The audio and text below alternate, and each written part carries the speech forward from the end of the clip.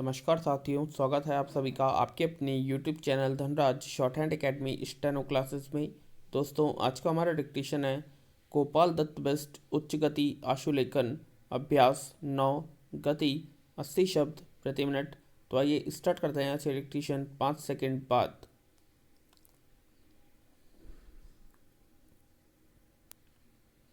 Start. उपसभापति जी, मुझे इस बात की खुशी है कि जिन लोगों ने हमारे देश के स्वतंत्रता संग्राम में अपना जीवन अर्पित कर दिया, उनको उचित सम्मान इस अवसर पर दिया जा रहा है। विराम। किंतु मुझे इस बात का दुख है कि हमारे देश में अभी भी लाखों स्वतंत्रता सेनानी हैं जिनके बारे में हमको जानकारी नहीं मिल पाई है। मुझे इस बात का अफसोस है कि उन अमर सेनानियों के बारे में सरकार को पता नहीं है, जिनके परिणाम स्वरूप हमको स्वतंत्रता मिली है। विराम। मुझे इस बात का ज्ञान और मुझे इस बात का एहसास भी है कि स्वाधीन भारत में अनेक स्वाधीनता सेनानी होंगे जिन्होंने इस देश की सेवा की है। जिस रूप में भी स्वाधीनता संग्राम के दिनों में उन्होंने देश की सेवा की है, मुझे इस बात का हर्ष है कि भारत सरकार द्वारा उनकी सेवाओं को मान्यता दी गई है। मुझे इस बात की जानकारी नहीं है कि राज्य सरकारों द्वारा ऐसे देशभक्तों और महापुरुषों को किसी प्रकार की सहायता दी गई है या नहीं, जिससे कि उन्हें भी आभास हो सके कि उनकी सेवाओं की प्रतिष्ठा हुई है।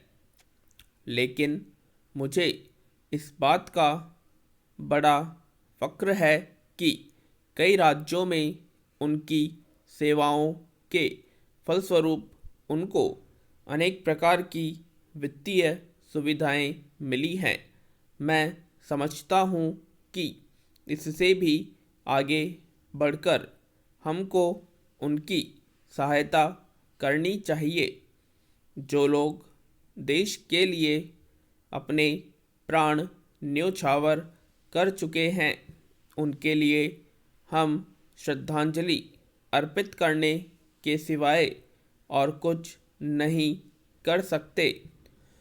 किंतु उनके आश्रितों को तो आर्थिक सहायता दी जानी चाहिए। स्वतंत्रता संग्राम के सिपाही जो अभी भी जीवित हैं, उनको सरकार ने उदारतापूर्वक पेंशन देकर उनकी सहायता की है। मैं नहीं समझता हूँ कि इस प्रकार के बहुत से लोग होंगे जिनको अभी तक पेंशन नहीं मिल पाई होगी। पैरा। मुझे इस बात की बड़ी खुशी है कि सरकार ने इस दिशा में पहल करके पेंशन योजना को उदार बना दिया है, ताकि पर्याप्त सबूत के अभाव में कोई स्वतंत्रता सेनानी पेंशन लेने से वंचित न रह जाए। ऐसे व्यक्तियों के लिए सरकार ने यह प्रबंध किया है कि यदि कोई स्वाधीनता सेनानी जो उसके साथ जेल में रहा हो इस बात को प्रमाणित कर दें, तो उसे पेंशन दे दी जाएगी।